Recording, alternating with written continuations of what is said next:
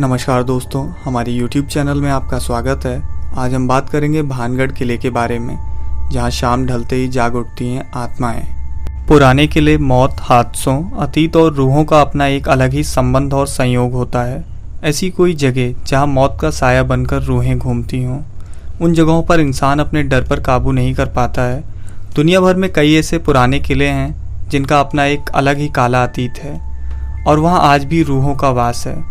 भानगढ़ का किला भारत में सबसे प्रेतवाधित स्थान के रूप में जाना जाता है और शायद सबसे बड़ा अनसुलझा रहस्य है। आइए जानते हैं इस भुतहा किले की कहानी को। इतिहास। भानगढ़ किला 16वीं शताब्दी में बनवाया गया था। इस किले को आमेर के राजा भगवंत दास ने 1573 में बनवाया था। यह किला बसने के बाद लगभग 300 वर्षों तक यहाँ आबाद रहा। बाद में भगवंत दास के छोटे बेटे व अंबर के महान मुगल सेनापति मान सिंह के छोटे भाई राजा माधो सिंह ने 1613 में इसे अपनी रिहाइश बना लिया। राजा माधो सिंह उस समय अकबर की सेना में जनरल के पद पर तैनात थे। उस समय भानगढ़ की जनसंख्या तकरीबन 10,000 थी।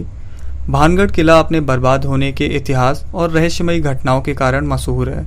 इस किले के उजाड़ होने के बारे में 2 कहानियां प्रचलित हैं। पहली एवं सबसे दिलचस्प कहानी, जिसके कारण भानगढ़ किले को लोग इतना जानते हैं। कहते हैं कि भानगढ़ की राजकुमारी रत्नावती बेहद खूबसूरत थी। उस समय उनके रूप की चर्चा पूरे राज्य में थी और 7 देश के कोने कोने से राजकुमार उनसे विवाह करने के लिए इच्छुक थे। उस समय उनकी उम्र महज 18 वर्ष ही थी और उनका यौवन रूप में और निखार ला चुका था। एक दिन वह अपनी सखियों के साथ इत्र की दुकान पर गई। वो इत्रों को हाथ में लेकर उसकी खुशबू ले रही थी। उसी समय उस दुकान से कुछ ही दूरी पर एक सिंधु सेवड़ा नामक व्यक्ति खड़ा होकर उन्हें बहुत ही गौर से देख रहा था। सिंधु सेवड़ा उसी राज्य में रहता था और वो काले जादू का महारथी था। कहते हैं कि वो राजकुमारी को पागलों की तरह मन ही मन प्रेम करने लगा था। वो हर हालत में राजकुमारी को पाना चाहता था। इसलिए उसने उस समय दुकान के पास आकर एक इत्र की बोतल, जिसे रानी ने पसंद करी थी, उसने उस बोतल पर काला जादू कर दिया, जो कि राजकुमारी को वशीकरण के लिए किया गया था। लेकिन इस बात का पता राजकुमारी को लग गया।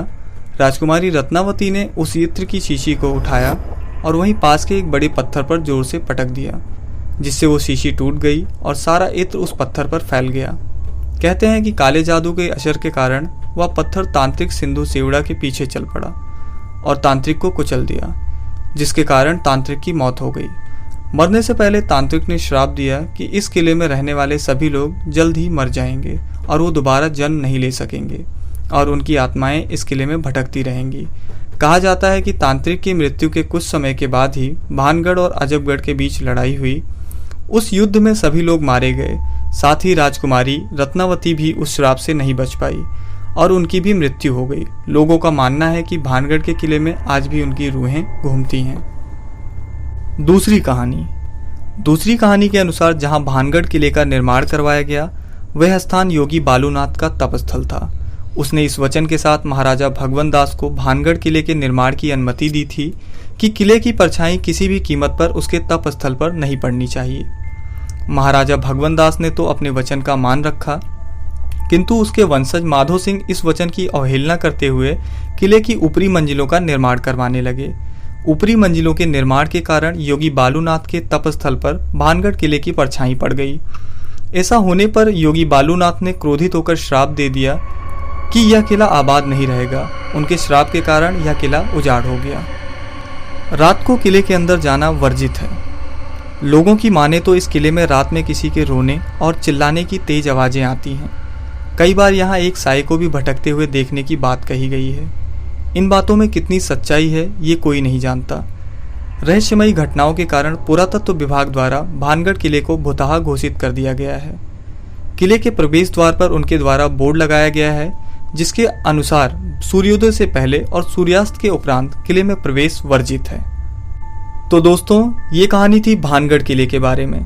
मिलते हैं अगली वीडियो में एक नए तथ्य के साथ। तब तक के लिए जय हिंद, जय भारत।